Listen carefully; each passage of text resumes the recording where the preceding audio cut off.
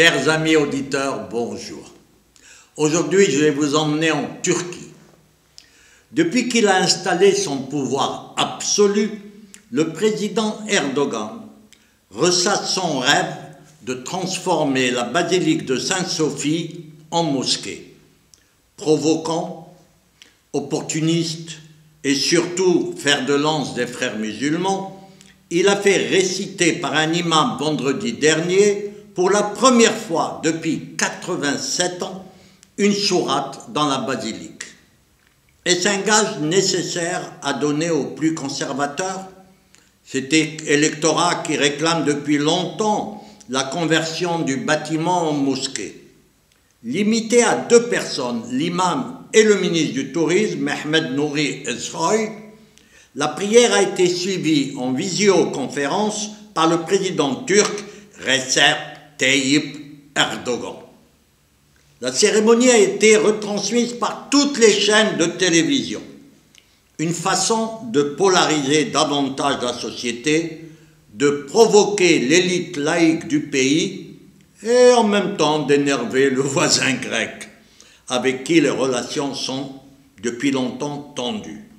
Vendredi, le porte-parole du gouvernement grec, Stelios Petsas, a cru bon de rappeler que Sainte-Sophie est un monument mondial du patrimoine culturel qui ne doit pas être instrumentalisé.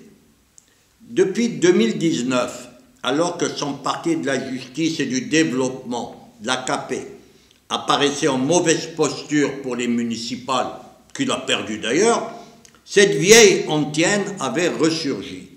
Mais sa réalisation semble d'autant plus improbable que la grande église, classée au patrimoine mondial de l'UNESCO, et deuxième musée le plus visité de la Turquie, avec près de 4 millions d'entrées annuelles, c'est une source de revenus considérable pour le ministre du Tourisme, dont les rentrées cette année risquent d'être réduites pour cause de pandémie.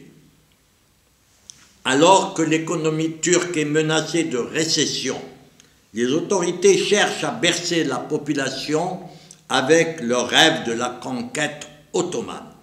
Nous allons conquérir les mosquées, a prévenu jeudi Ali Erbas, le chef de la direction des affaires religieuses. Le gouvernement estime que l'épidémie a été maîtrisée. Vendredi, les autorités sanitaires ont déclaré plus de 160 000 cas confirmés de Covid-19 et un total de 4 489 décès.